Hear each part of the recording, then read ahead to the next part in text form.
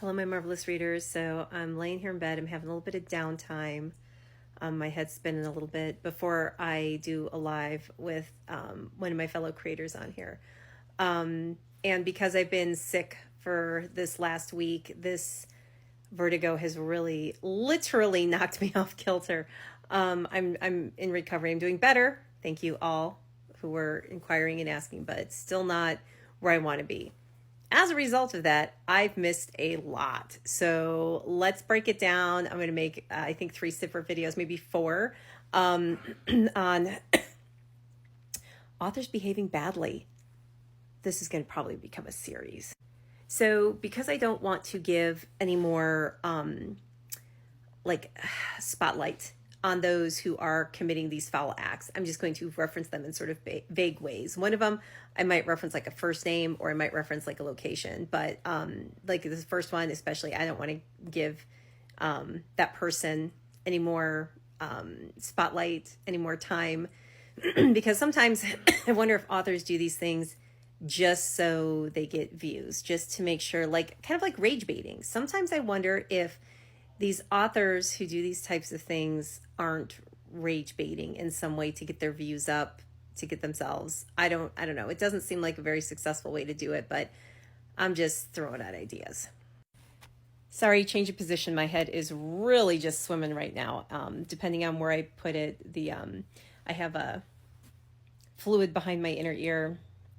It's called something crystals, I think, and I'm on meds and I'm on an exercise, which really makes me loopy. So if you see me shift positions, it's because I'm trying to find one where my brain isn't literally spinning in circles. All right. So let's talk about the first one that caught my attention over the last week or so.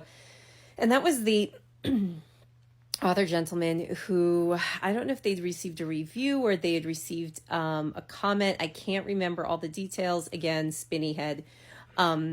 But he was ticked because he found out that the reader had obtained, and from what I gather, it was supposed to be a real positive feedback on the book, a real positive sort of thing. But I guess he was ticked because the reader got the book at the library. He was literally pissed that she got the book at the library.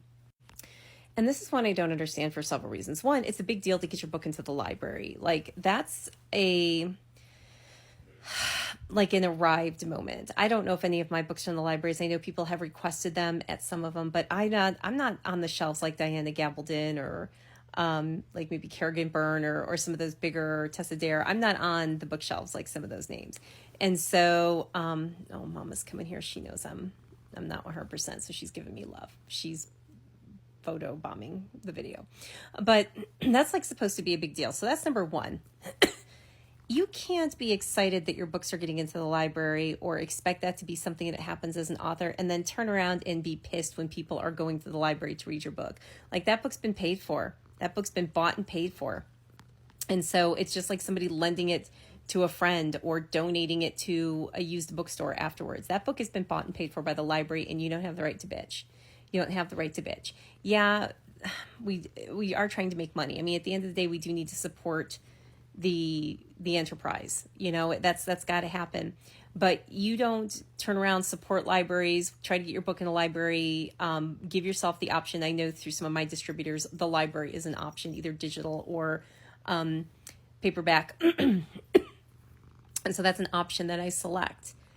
You don't get to then be ticked that someone went to the library for your book. That should make you excited. That should make you excited because people are willing to take risks on books at the library more than they will in a bookstore, because they don't have to pay for it. Their taxes pay for it. Their library card pays for it. And so you should be excited that somebody saw you and was willing to say, hey, I'm going to take a chance on this author, and then loved that chance. You blew it. You blew it because that person would then turn around and maybe buy your books or read all of them and shout them from the rooftops. And you blew an opportunity for a meaningful relationship with a reader. So that's on you. All right. That was authors behaving badly, number 1. So hang out because we're going to have parts 2, 3, 4, and 5, and I'll just keep adding them as they keep happening.